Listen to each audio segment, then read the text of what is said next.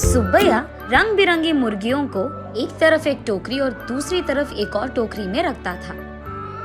उन मुर्गियों को सारा गांव घुमाकर उन सबको बेचकर पैसे लेकर वो खुशी खुशी घर लौटता है। सुनो करके उसकी पत्नी सुब्बम्मा को पुकारता है सुब्बैया। हाँ जी, आप आ गए, सारे मुर्गियों को बेच दिया आपने, ऐसे कहती है सुब्बम्मा। अरे हाँ हाँ, दुगने दाम को बेच दिया मैंने, ऐसे खुशी में कहता है सुब्बैया। हाँ, उस मुर्गी को अंडे देने के लिए 2 महीने इंतजार करना पड़ेगा अब। हाँ, बात तो सही है। उन सब मुर्गियों में से एक गुलाब रंग की मुर्गी को अपने हाथ में लेकर, हाँ, ये मुर्गी तो हर 2 महीनों में एक बार ही अंडे देता है। काश ये साल भर हर महीने ऐसे अंडे देता, हम इससे बहुत ज्यादा पैसे कमा लेते। ये कहकर उस मुर्गी को वही जमीन पे छोड़ देता है सुब्बैया। चलो छोड़ो जी, इसी मुर्गे के वजह से तो हम कुछ तो भी कमा पा रहे हैं, अब उसी से काम चलाना होगा। अब चलो, खाने का वक्त हो गया, खाने आ जाइए आप। उस रात के 12 बजने के बाद सुब्बैया धीरे से नींद में जागकर अपनी आंखें खोलता है। उसके बगल में मौजूद सुब्बम्मा गहरी नींद में थी। इसी को मौका मानकर सुब्बैया धीरे से एक चाकू को लेकर बाहर जाता है। बाहर टोकरी के नीचे मौजूद उस गुलाब रंग की मुर्गी को वो बाहर निकालता है और उस मुर्गी से सुब्बैया ऐसे बात करता है। हर महीना अगर तू अंडा देगी तो तेरा कुछ जाएगा क्या? या फिर तुझे इस बात की घमंड है कि तू एक ही है जो रंग बिरंगे अंडे देती है? आज मैं तेरा घमंड उतार दूंगा। तो क्या कि तुम हर महीना अंडे नहीं देती हो, सारे अंडे तो तुम्हारे ही पेट में है ना। उन सारे अंडों को एक ही साथ बाहर निकालकर मैं उन सबको एक ही बार में बहुत ज्यादा पैसे के लिए बेच दूंगा, देख लेना। ऐसे कहकर जोर से हंसकर उसके चाकू से उस गुलाब रंग की मुर्गी को मार देता है सुब्बैया। लेकिन उसके पेट में देखने पर उसे एक भी अंडा नजर नहीं आता है। हाय भगवान, ऐसे सोचते ही रहता है कि इतने देर में सुब्बम्मा नींद से जाग उठती है। वहाँ आकर उसके पति के किए को देख, अरे भगवान, ये तूने क्या कर दिया? मैंने सोचा कि सबकी तरह तुम मूर्ख नहीं हो, पर तू तो वही निकला। अरे रे, इतनी अच्छी पैसे देने वाली मुर्गी को तूने जान से मार दिया। अरे रे, सोने की बतख की कहानी कभी सुनी नहीं है क्या तुमने? हाय भगवान, ये मेरे पति ने क्या कर दिया?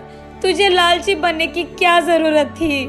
ऐसे वो रोती रहती है कि इतने में ए सुनो, क्या कर रही है तू? सुब्बम्मा उठो, क्या हो गया तुझे? सोते हुए इतनी जोर से चिल्ला रही है, पागल हो गई है क्या? नींद से जागकर सुब्बम्मा परेशान होकर अपने पति की ओर देखती है। उसे कुछ नहीं समझ आता है।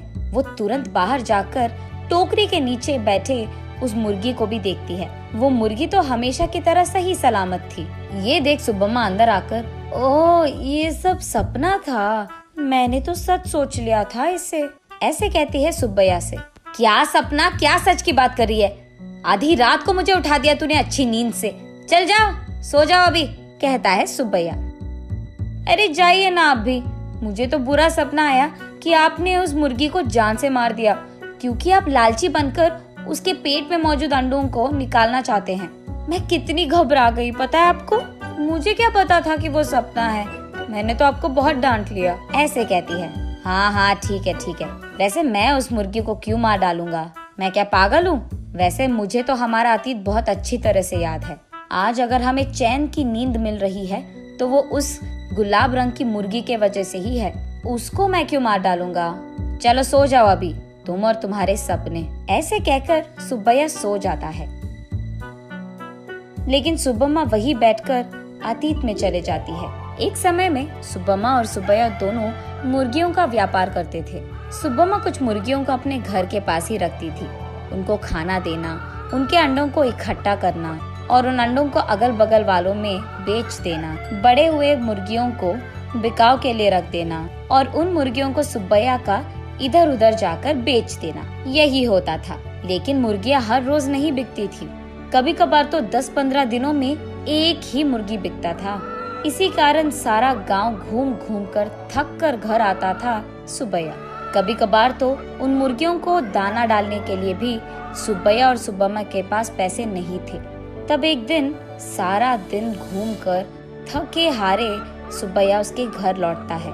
घर आकर वो बरामदे में बैठता है और उसके बगल में सुब्बम्मा खड़ी रहती है। क्या आज भी एक भी मुर्गी नहीं बिकी? वो ऐसे पूछ ही रही थी कि वहाँ एक साधु आता है। माता, खाने के लिए कुछ दे दो, ऐसे पूछता है। थका हुआ सुब्बैया, ए साधु, हमारे पास ही खाने के लिए कुछ नहीं है, अब तुम्हें क्या दे? अगर चाहिए तुम्हें तो हमारे पास बहुत सारे मुर्गियां हैं, एक लेकर जाओ, ऐसे कहता है। तब साधु छोटा सा हंसी एक देकर, मुर्गी का मैं क्या करूँगा बेटा, मैं मांस नहीं खाता हूँ, मेरे पास ही एक मुर्गी है, इसको तुम ही पालो, ये लो।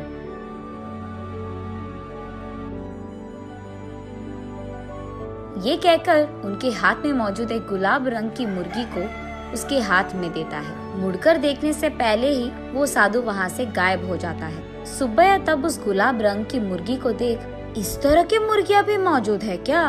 अगर इसी रंग के मुर्गियाँ हमारे पास होंगे तो हम उन्हें दुगने दाम में बेच पाएंगे, ऐसे कहता है सुब्बम्मा को देखते हुए। हाँ चलो ठीक है, अब हमें इस प्रकार के मुर्गी कहाँ मिलेगा? वो साधु मांसाहारी नहीं था इसीलिए दिया उसने, वरना इस रंग की मुर्गी हमारे पास कहाँ से आता? ये कहकर उस मुर्गी को वही एक टोकरी में डालकर वहाँ से चले जाते हैं। अगले दिन देखने पर वो मुर्गी अंडे देता है। ये देख वो दोनों उन सारे अंडों को एक जगह इकट्ठा करके रखते हैं। कुछ दिन बाद उन अंडों से बाहर आए मुर्गियों को देख सुब्बम्मा आश्चर्यचकित हो जाती है। अरे सुनो, इधर आइए आप, सुनते हो? अरे कहाँ हो आप? इधर आइए जल्दी। ऐसे वो अपने पति को पुकारती रहती है। अरे क्या हो गया? ऐसे चिल्ला रही है जैसे कोई मर गया, क्या हो गया?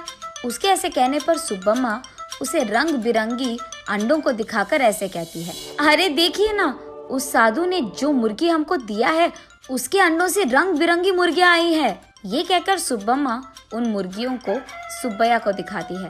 चलो अच्छा ही हुआ, भगवान की कृपा हो या साधु की, हमारे लिए तो ये भला ही है।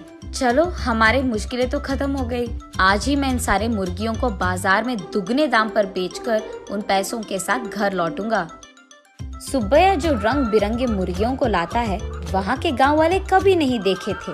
इसी कारण गांव वाले सारे बहुत उत्साह से हमें चाहिए तो हमें चाहिए ऐसे एक दूसरे में बहस करते हुए सुब्बैया के पास जाते हैं।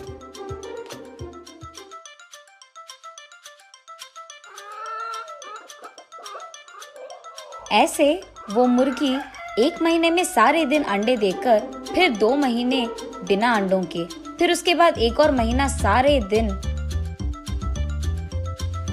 अंडे देते हुए रहती थी। अब उन्हीं महीनों में सुब्बैया भी अंडों को जमा करके उन्हें बाजार में बेचता था। ऐसे ही कुछ ही दिनों में पति पत्नी दोनों कमाए हुए पैसों के कारण चैन की नींद सोने लगते हैं। सुब्बम्मा वापस होश में आकर, ओह अब याद आया, सुबह मैं सोच रही थी कि ये मुर्गी साल भर अंडे क्यों नहीं देती है, शायद उसी कारण ऐसा बुरा सपना आया मुझे। ये सोचकर वापस गहरी नींद में सो जाती है सुब्बम्मा।